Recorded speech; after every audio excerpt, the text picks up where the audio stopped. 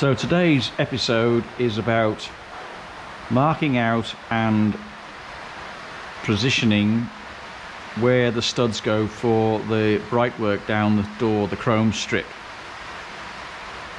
So it's an existing wing, a new front wing and a new door. So the new door didn't come with any holes in it and the front wing did, and these are existing from where they were.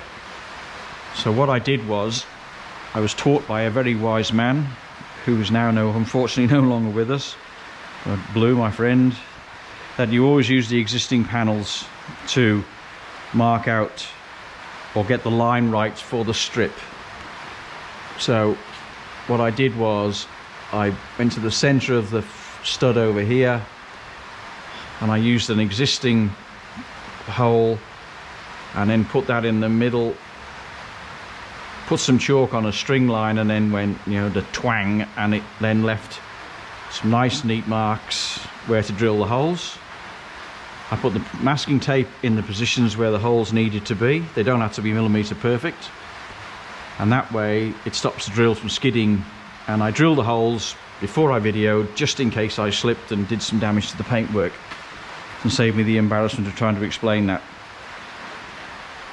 So that's been done. The other side is marked out, and I've been getting these studs done today as well, and put these clips in and put the hooks in here, all to do with the roof that'll never go on. So with these, when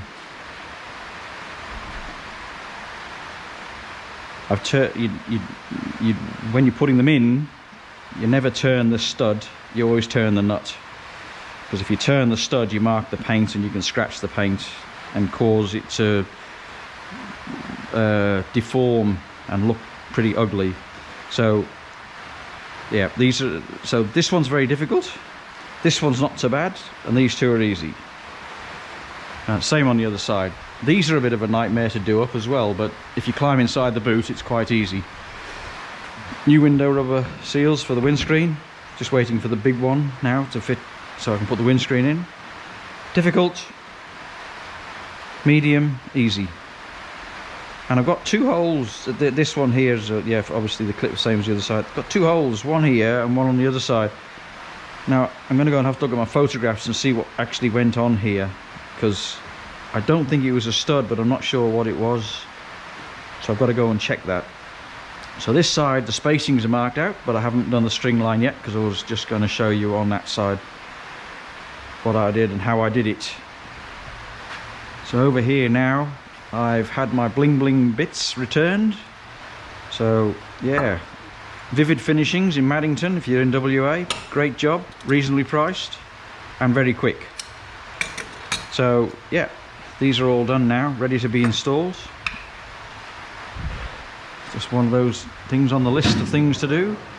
So yeah, got the bonnet catch done, and also the one down here, the clip there. So they're done now.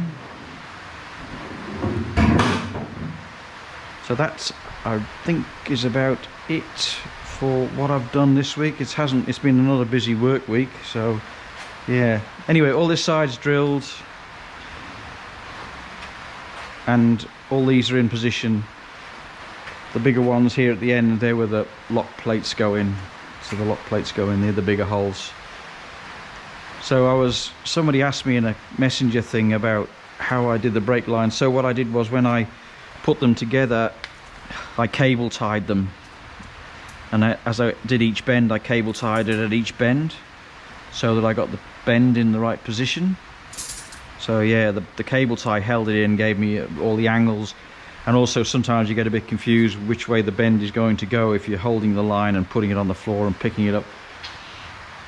So yeah, that's how I did that with the cable ties. And that's about it really, I think. So yeah, now I'll just put the studs in this side, and then I can fit all the chrome strips to this side. I just seem to do things, and I get to a point where I have to stop for something, and then I have to go on with something else. So right now I'm waiting for the brake line and fittings to come so I can finish off doing the brake lines. I'm also waiting for the hard, rigid clutch pipe to come from the master cylinder to the connection on the bodywork. The rear main oil seal, I do not know where that has gone. I put it down somewhere. I had it in the morning of the day I was going to fit it, and could I find it in the afternoon? I have searched everywhere. So a new rear main oil seal's on its way, and it'll be here on the 30th. So that's will mean I can progress with putting the engine and the gearbox together. And then I'll look at finishing the brake lines off, do the clutch line, and then I may put the engine and gearbox in, because end of next week I should have brakes and be able to stop if I need to go anywhere in a rush.